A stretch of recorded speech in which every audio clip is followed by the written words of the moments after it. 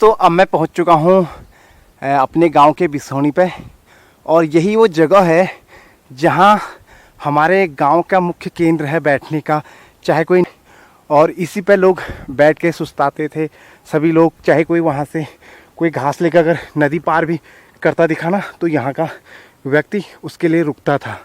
और फिर वहाँ जब तक वो यहाँ नहीं आ जाता तब तक रुका रहता था, और उसके बाद साथ ही जाते थे घर को। लेकिन अब हालत कुछ बदल चुके हैं। अब अगर कोई व्यक्ति यहाँ पर बैठा है और वो कोई वहाँ पर आ रहा है, तो यहाँ वाला व्यक्ति उसको रुकेगा नहीं, वो सीधे अपना पहले चल देगा। क्योंकि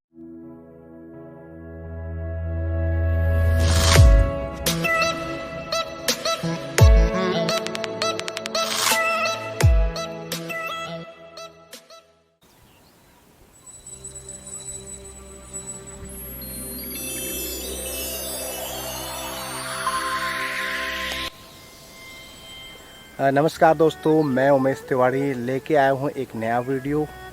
और आज के वीडियो में मैं आपको दिखाऊंगा पहाड़ के खेती बाड़ी का हाल। यानी कि जो अभी गेहूं का फसल का टाइम है, जो पहले से इस टाइम पर गेहूं का कटान होता था पहाड़ों में। लेकिन अब समय परिवर्तन के साथ खेतों का हाल और ये पलायन मुख्य जो इस पहाड़ की आत्मा को झकझोर करके रख दिया जिस पलायन ने, उसी की वजह से आज ये पहाड़ जो वीरान हैं, खामोश हैं, सब पलायन के नतीजा है। और जो खेती बाड़ी ये है, ये सब उसी का नतीजा है।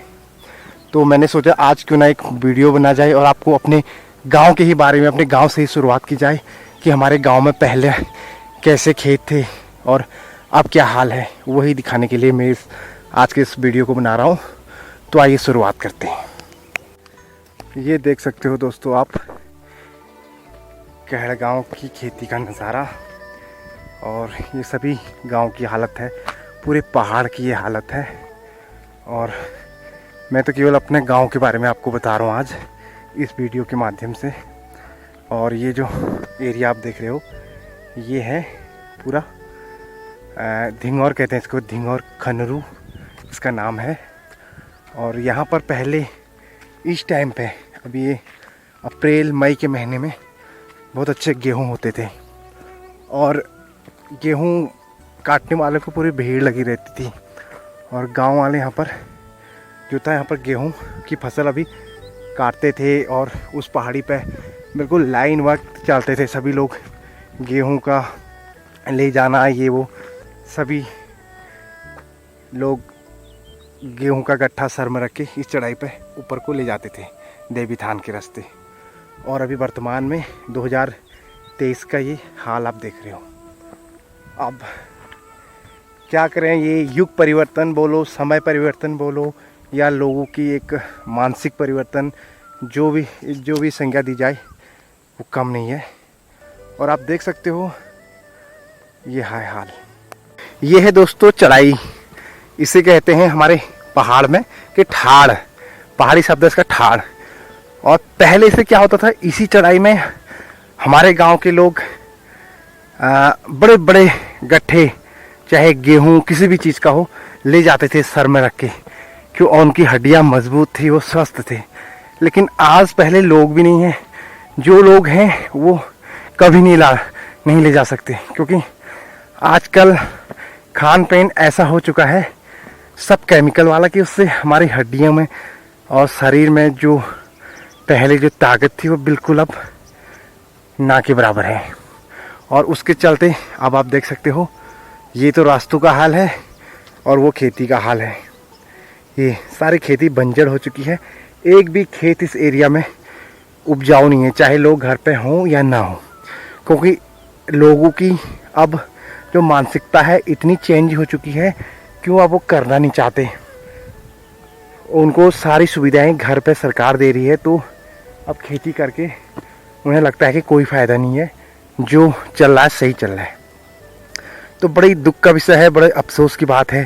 पहले इन्हीं खेतों से हम लोग इस टाइम पे गेहूं के गट्ठे ले जाते थे, इन्हीं रास्तों से यहाँ पर बैठते थे, और सभी लोग हंसते खेलते अपने काम धंधों में लगे रहते थे। और आज बिल्कुल ये वीरान पड़ी सड़कें, आप देख सकते हो, बिल्कुल ये वीरान पड़े हैं।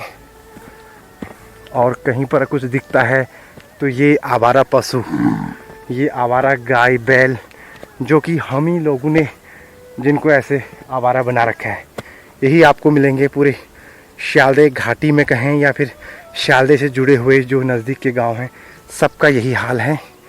और यही है, कहते हैं कि जब कलयुग अपने चरम पर होता है तो अभी तो ये शुरुआत है।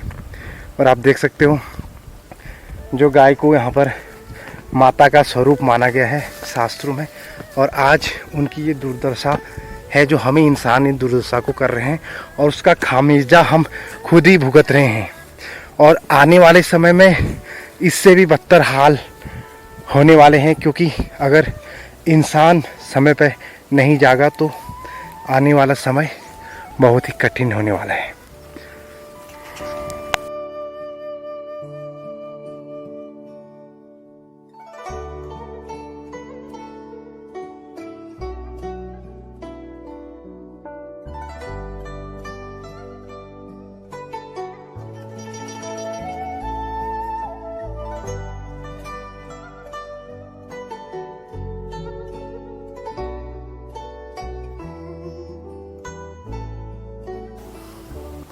दोस्तों अभी मैं जिस चढ़ाई को क्रॉस करने वाला हूँ ये है जो कि कहलगांव के नाम पे ही लोग कहते थे यार वहाँ तो चढ़ाई है और वहाँ तो खड़ी चढ़ाई है। ये है इसी वो एरिया है जो हमें भी लगती थी कि यहाँ कुछ चढ़ाई है।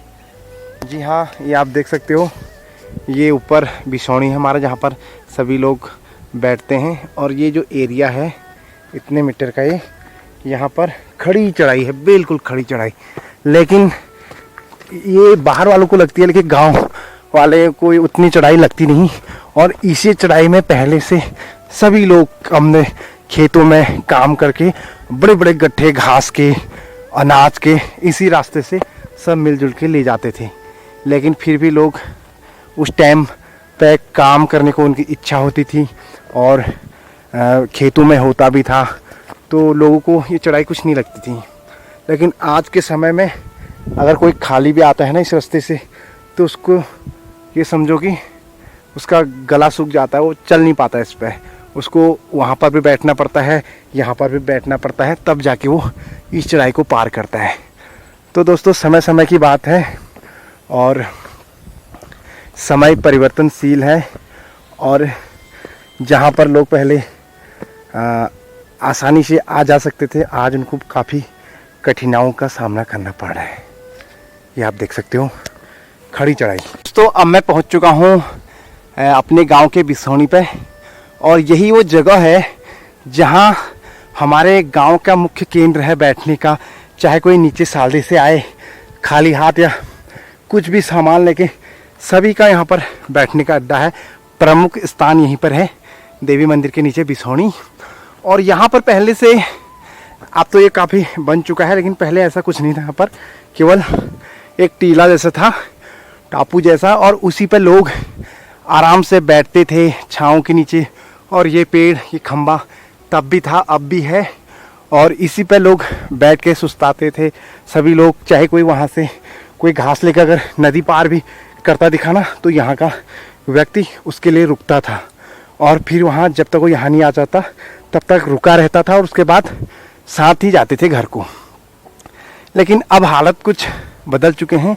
अब अगर कोई व्यक्ति यहाँ पर बैठा है और वो कोई वहाँ पर आ रहा है, तो यहाँ वाला व्यक्ति उसको रुकेगा नहीं, वो सीधे अपना पहले चल देगा। क्योंकि भाई अब लोगों की सोच ऐसी हो गई कि बस सब अपना अपना अपने से मतलब है सबको। तो ये सब समय परिवर्तन जो हो रहा है ना, इसी के कारण हो रहा है, क्योंकि लोगों की सोच बदल रही है, उनकी मानसिकता बदल रही है। ये वही आज देखने को मिल रहा है। और यहाँ पर हम सभी लोग घास का गट्ठा यहाँ पर रखते थे।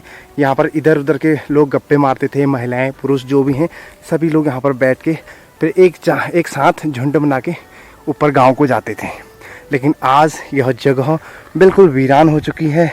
इक्के दुक्के लोग ही इस रास्ते पे आते जाते हैं, क्योंकि पलायन हो गया है। और प्लान के साथ सारी जो खेती है, पहले तो पूरी शालरे घाटी बिल्कुल ही बंजर हो गई है, लेकिन अभी इस साइड में क्योंकि बिनोद नदी है, इतना जो इस क्षेत्र के लिए एक वरदान थी, लेकिन किसी ने उसका फ़ायदा नहीं उठाया। बिनोद नदी जो कि बीचों बीच शालरे के घाटी के बीचों बीच बहती है, फिर भी ना उस साइड वाले कुछ उसका फ़ायदा ले रहे हैं, ना उस साइड वाले। नदी बह रही है और आप नदी किनारे जो खेत हैं सारे बंजर पर रखें।